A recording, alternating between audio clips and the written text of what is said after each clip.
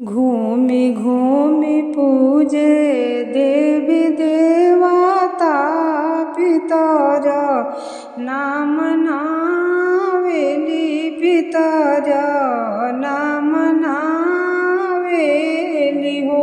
मोरे बहिनी जे करे दिहल दुनिया देखे वही के बिसरावे वही के नाही पूजेली हो।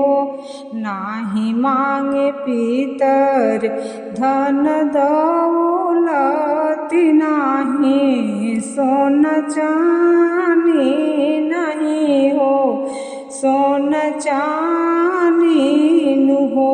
मोरे बहिनी एक लोट जाला वाके भूखल तिलंजल मन भावे तिलंजल मन भावे लहो।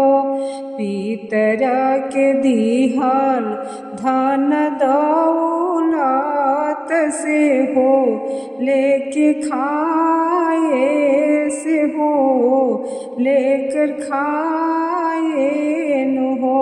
मोरे बहिनी पितर के काहे बिसरावे पितर नाम नावे पितर नाही पूजेली हो।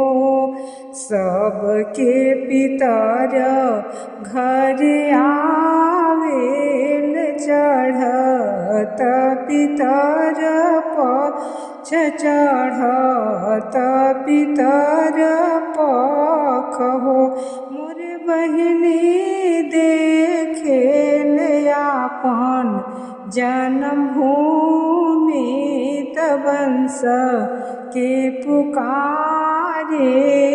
वंश के पुकारेल हो।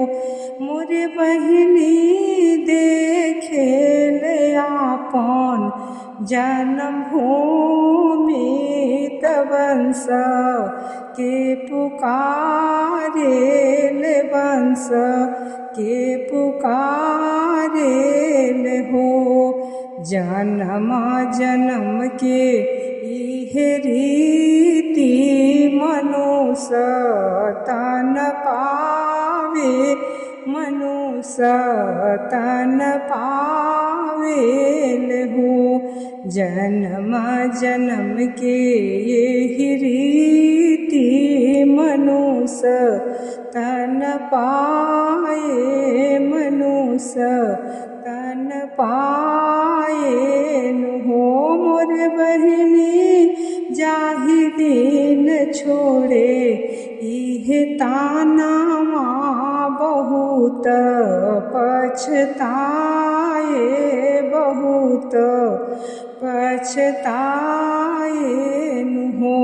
मोरे बहिनी जाहि दिन छोड़े इहे ताना माँ बहुत पछताए बहुत पछताए न हो।